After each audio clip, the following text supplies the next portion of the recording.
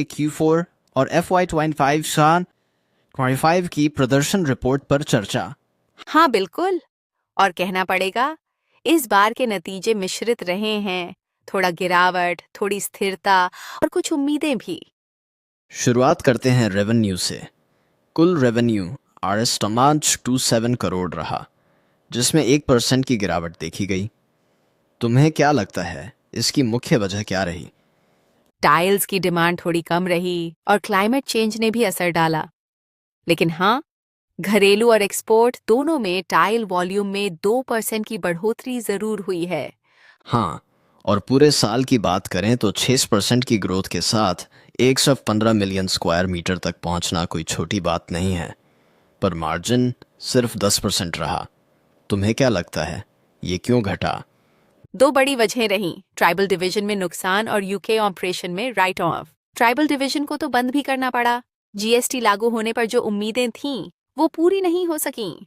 और नेपाल प्रोजेक्ट, वहाँ 50% यूटिलाइजेशन था, लेकिन कंपनी का कहना है कि नुकसान नहीं हो रहा। प्रॉफिट भी है, पर बहुत कम। हाँ, और यूके में जो लॉस हुआ उसे रोकने के लिए जेवी पार्टनर को शोरूम दे दिया गया और कंपनी अब एक्सपोर्ट पर फोकस कर रही है। एक्सपोर्ट्स की बात करें तो पिछले साल 20% की गिरावट आई है।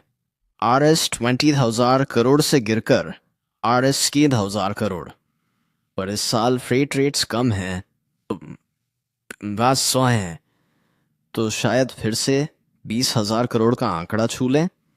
उम्मीद तो यही है। मैनेजमेंट का भी मानना है कि एक्सपोर्ट्स में इस साल रिवाइवल होगा। अच्छा, फ्यूल प्राइसेस की बात करें तो अभी RS 38 प्रति यूनिट के आसपास चल रहे हैं। थोड़ा नॉर्थ में गैस सस्ती हो गई है, लेकिन क्या अगले साल ये और घटेंगे? इस पर तो मैनेजमेंट ने साफ कहा, कुछ कहना जल्दबाजी होगी। क्रूड ऑयल की कीमतें अगर गिरती रहीं तो फायदा जरूर हो सकता है। रियल एस्टेट साइकिल को लेकर भी काफ़ी चर्चा हुई। कंपनी मानती है कि अब डिमांड रिवाइव हो रही है और प्रोजेक्ट्स पूरे देश में चल रहे हैं, Tier 1 से लेकर Tier 4 तक। और प्रोजेक्ट सेगमेंट का शेयर अभी 30% है, जबकि रिटेल 70% है। लगता है स्ट्रैटेजी सही दिशा में है। एक सवाल जिसने मुझे थोड़ा चौंकाया, गाइडेंस नहीं देने का फैसला। पिछले 3 साल से गाइडेंस दी जा रही थी, लेकिन पूरा नहीं हुआ। हाँ, और अब कंपनी ने कहा है पहले परफॉर्मेंस दिखाएंगे फिर गाइडेंस देंगे। ट्रांसपेरेंसी के लिहाज से सही कदम लगता है। ब्रांडिंग और रिस्ट्रक्चरिंग पर भी बात हुई। कुछ शोरूम रीब्रांडिंग में हैं, SKU कंसोलिडेशन हो रही है और सेल्स फोर्स ऑटोमेशन भी शुरू हो गया है।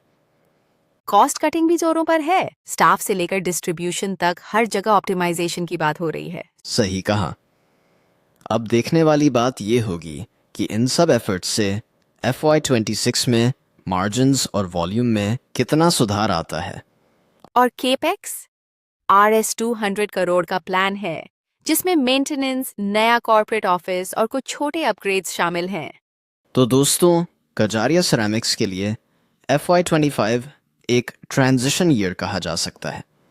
कुछ सेक्टर्स बंद किए गए, कुछ नए शुरू हुए और स्ट्रैटेजी का पुनर्निर्माण किया गया। अब सवाल ये है, क्या FY26 टर्न अराउंड लेकर आएगा? यही सोचने वाली बात है।